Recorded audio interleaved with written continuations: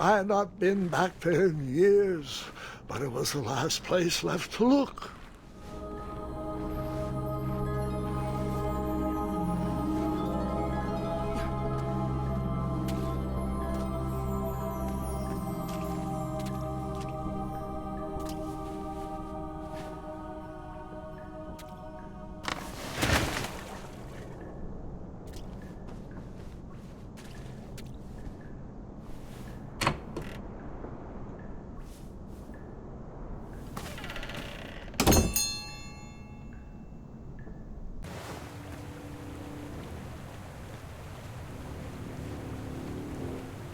It was not exactly as I remembered it, but it wasn't all that different either.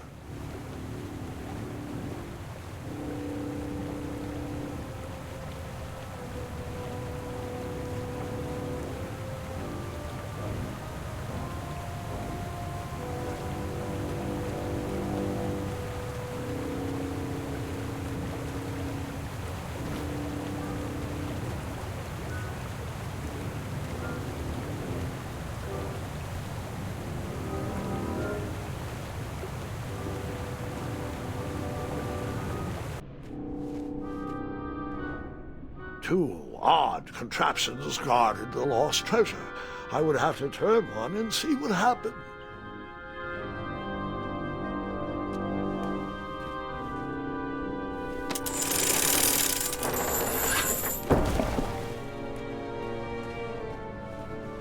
I decided this was no time to take a nap, even though that bed looked very squishy and very comfortable.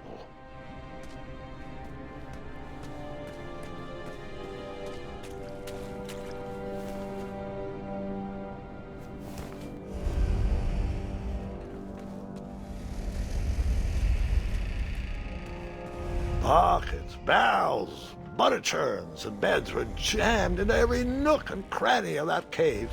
It all seemed so familiar.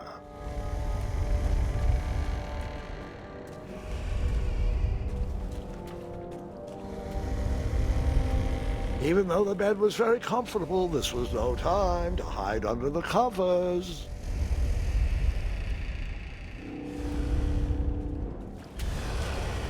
Wait. Hold on, Grandpa. I don't remember this part of the story. Beds hanging from stalactites? We'll get there, Gwendolyn. Don't worry. No detail in this story will be overlooked. Now, where was I? Ah, yes. As I treaded through the river of rumbling trundles, I feared I knew the source of that deafening wind.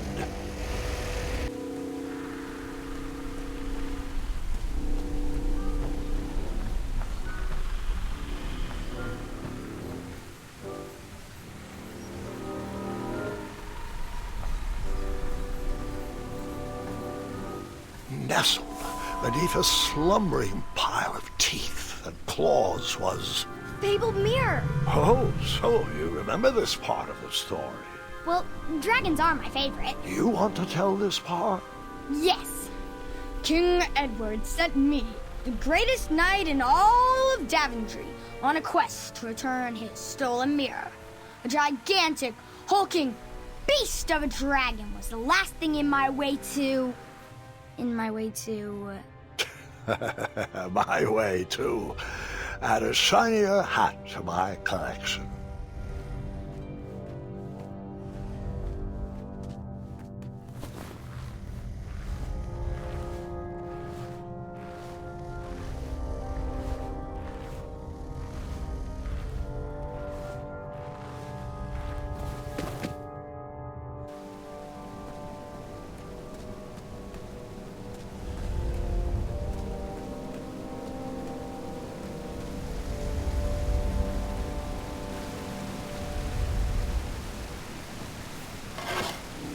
I tried to turn that crazy contraption, but it was missing a handle. Someone tampered with it, creating some silly conundrum.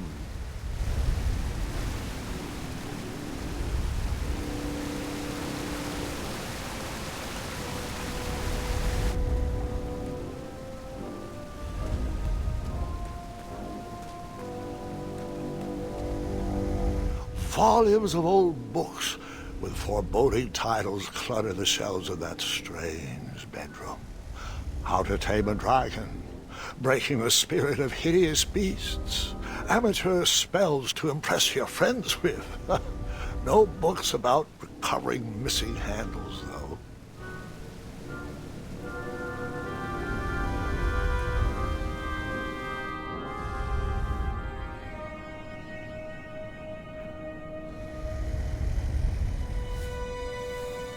So, the missing handle was booby-trapped? What did you do? Well, I used my cleverness to outsmart the trap.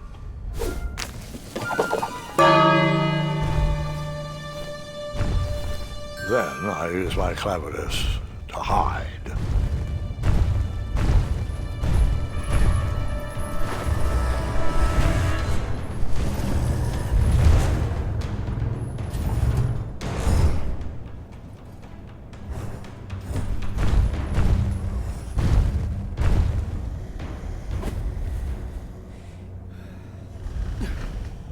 Luckily, that half-blinded beast never noticed me in bed. A dragon's eye must be really hard to pierce with an arrow.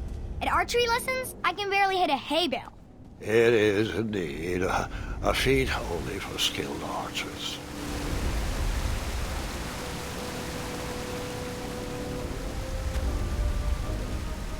What did you use to fix the broken switch?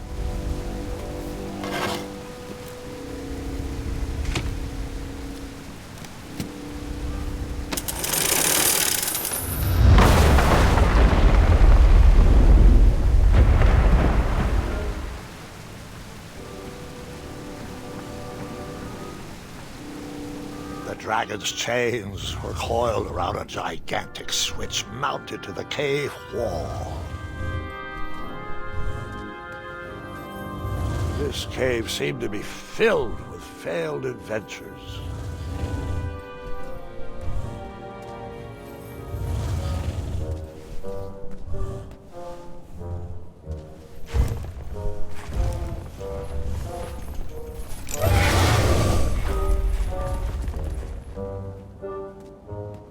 After he briefly basked in the sun, the narcoleptic dragon went back to snoring. I probably sleep all day too, if Amira was my only friend.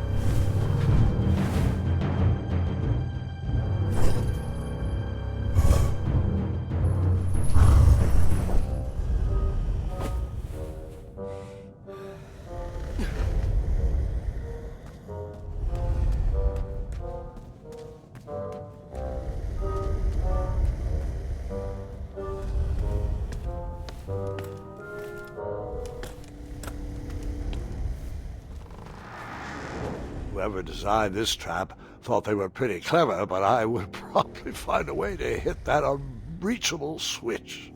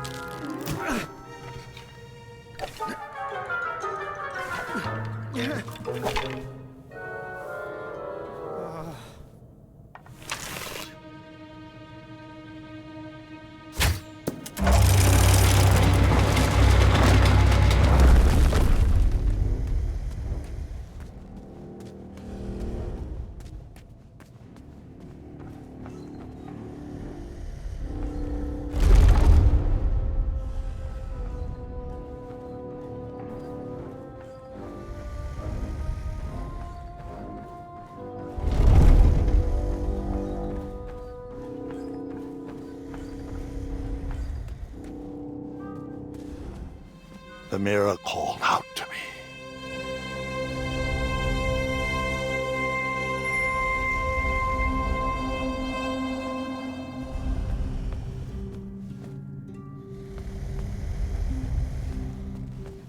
A ridiculous feeding contraption was cobbled together to keep the beast and probably its owner alive.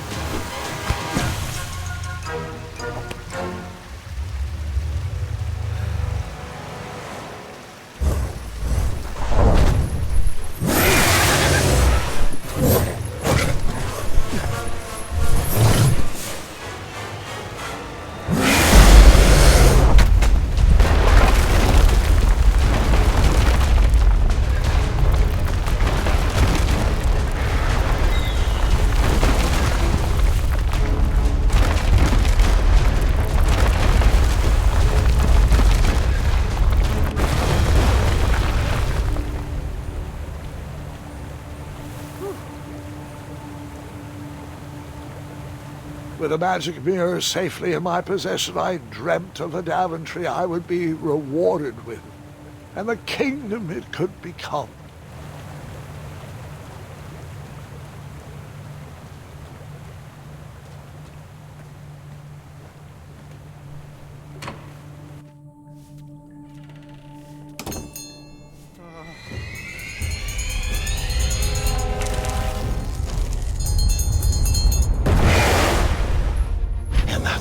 Second, I had 3 choices in front of me. Any would clear my path to safety, and all would have rippling consequences.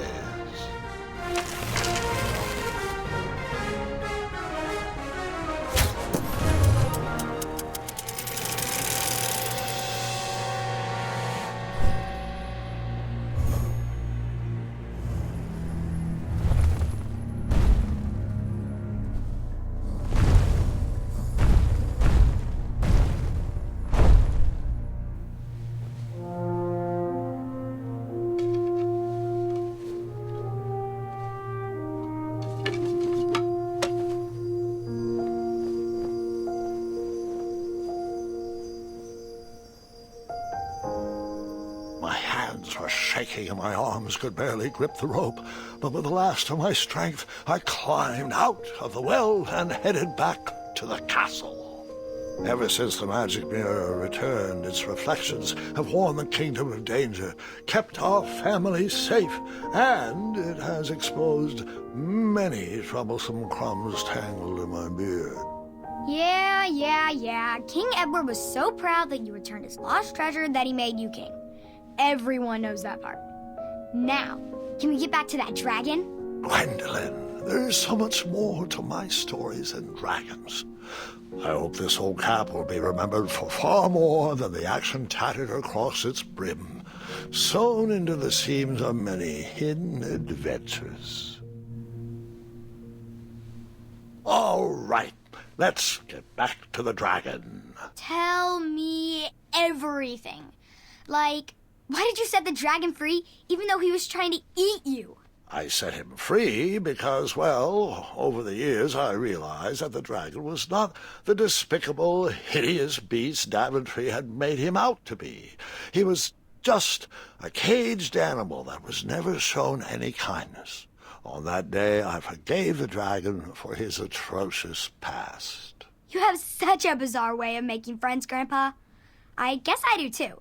I'm known as Gwendolyn the Popular back home, but only to my stuffed bunnies. I've always found it best to pursue friends where I can, though they don't always feel the same about me. All right, you two. Grandpa needs to rest. Gwendolyn, it's way past your bedtime.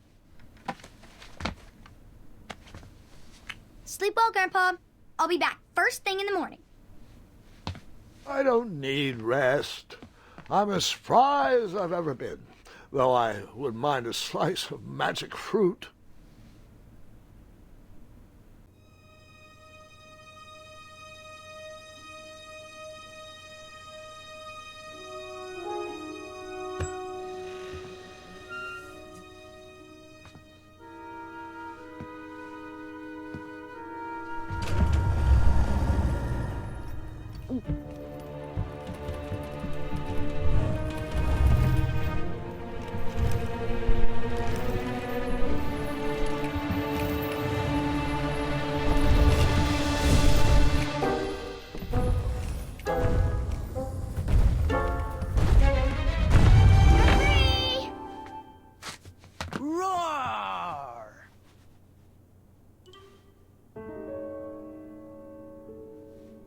Well, hello, cousin. Guard! I'm glad you're finally here. He's been asking about you for days. I had to sit through the same story 5 times. We got here as fast as we could, and I like Grandpa's stories, especially the ones with dragons. Ah, yes, the legendary beast that he set free. I don't know if he forgets I've heard that story before or he doesn't care, but he loves telling it to anyone that will listen. I'm pretty sure I heard the nursemaids telling his same jokes in the hall. Have you heard anything the doctors are saying? Yes, doctors, wizards, magic elves. Grandfather is fine, Gwendolyn. They all say the same thing. He's just old. He still has a few good years left. Look, we're all excited that your family made the trip, but there's no need to worry. You should get some rest. I'm sure you're scheduled for a full morning of Grandfather's hilarious ramblings. Oh, I'm also scheduled for the tournament tomorrow. Ah, yes, the fencing tournament. You'll love it. I'm, of course, favored to win, and will make sure you have the very best seat to view my victory. The courtyard will be filled with important people and delicious hors d'oeuvres. Oh, I'm actually competing in the tournament. I had no idea we were hosting a junior tournament. That's incredible. In that case, I will gladly be there to cheer you on and eat delectable appetizers. Nope, no junior tournament. I'll be squaring off against you. I see. Well, perhaps this is the time to stop listening to stories and finally make some of your own. Good night, Gwendolyn. Sleep well.